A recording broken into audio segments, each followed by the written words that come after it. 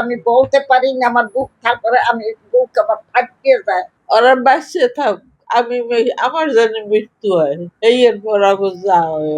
সন্তানের সুখের জন্য নিজের স্বপ্ন আর তিল তিল করে জমানো স্বাদ বিসর্জন দেন যিনি, তিনিই মা। কিন্তু সেই সন্তান প্রতিষ্ঠিত হয়ে যখন নিজের সুখ খুঁজে পায়, তখন অনেক সময়ই ছিটকে পড়েন জন্মদাত্রী মা। জীবনের শেষ প্রান্তে এসে মায়ার সংসারের বদলে ঠাঁই হয় বৃদ্ধাশ্রমের চার দেয়ালে। বরিশালের উষা রানী 4 সন্তানের জননী হয়েও আজ তার ঠিকানা কাউনিয়ার এক বেসরকারি বৃদ্ধাশ্রম। মানুষের বাড়িতে কাজ করে সন্তানদের বড় করেছেন, কিন্তু বয়স যখন হয়েছে, একটু আশ্রয়ের জন্য 2 ছেলে বা একমাত্র মেয়ের দুয়ার সবখানেই পেয়েছেন অবহেলা আর তিরস্কার। বড় বলায় কাজ নদীতে পড়ে মরো, গলায় দড়ি দিয়ে মরো, বিষ খেয়ে মরো। আমি দিলাম নদীতে ঝাঁপ, এই ঝাঁপ দিয়ে বাঁচতে বাঁচতে বাবারে নেই। মানুষের বাড়ি কাজ করে দুটো পাতার না, 4 ভাগ 5 ভাগ করছি, ওই 4 পোলাও এর খাওয়াইছি, দুটো খাইছি। আবার দুপুরে কালে হেরা দুটো ভাত বাড়াই দিছে, আনতে খাওয়া ভাগ করে দিছি। স্বামী গাঙ্গে জাল বাইতে টাহা পাই, মাছ পাইলে টাহা পাঠাই দিত, ওই খাও টানে মারে খাওয়াইতে, আর ওই মাছের বাড়ি কাজ করতে। আর এখন তো ইচ্ছা করতে এই যে কইলাম বাবা, পাও ধরছি বড় গুলার, নেবে না। মাইয়ে কইছে দাদা মায়ের করবে কি, কল তুই করবি, আমি আমরা করবো কি? আমার হিরম দেখে দিয়েছেন, আমি করবো, এত ভালো না, জামাই ভালো না। তার এই পর কথা বলেছিল যে মো বের দেওয়ার সময় কল দে পাড়াইয়া,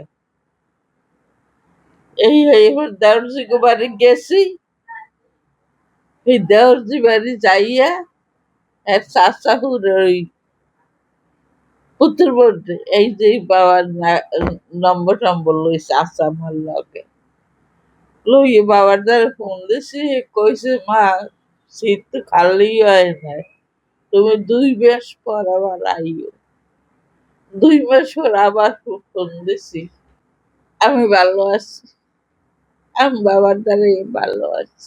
শুধু উষা রানী নন, শেফালী বেগমের গল্পটাও একই বেদনার। দিনমজুরি করে ছেলেকে বড় করলেও বিনিময়ে জুটেছে মারধর আর অবজ্ঞা।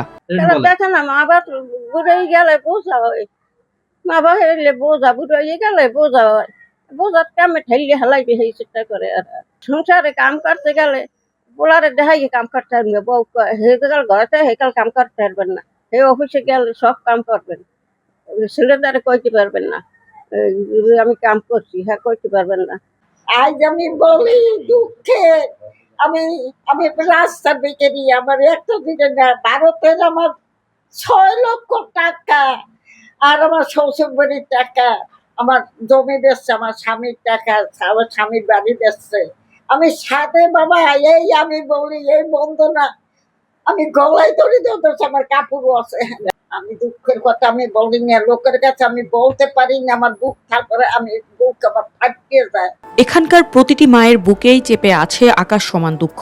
যেই বয়সে নাতি নাতনিদের সাথে খুনসুটিতে মেতে থাকার কথা, সেই বয়সে নিস্তব্ধ আর একাকিত্বে কাটছে তাদের জীবন। অথচ অবাক করার বিষয় হলো, এত কষ্টের পরেও সন্তানদের প্রতি তাদের আছে শুধু অটুট দোয়া।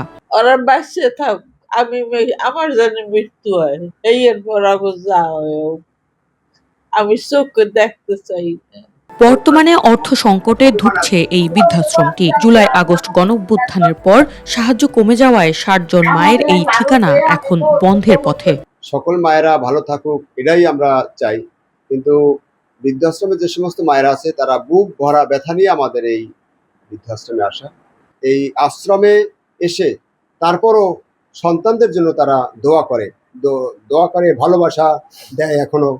আমরা এই জন্য এই যারা যুবক ভাইরা আছে তাদের কাছে বলা থাকবে, আপনারা আপনাদের মা বাবাকে ভালোবাসেন। আমার মা মারা গেছে যদিও 2020 সালে, কিন্তু মায়ের দোয়া আজকে আমাকে এতটুকু বড় একটা জায়গা নিয়ে আসছে। সেই দোয়া থেকেই আজকে অনেক মায়েদের ভালোবাসা অর্জন করতে পেরেছি, এই সমস্ত মায়েদের শ্রদ্ধা করতে পারতেছি, সেবা করতে পারতেছি। মা দিবস কেবল একদিনের জন্য নয়, প্রতিটি দিন হোক মায়েদের প্রতি মমতা আর যত্নের প্রতিশ্রুতি।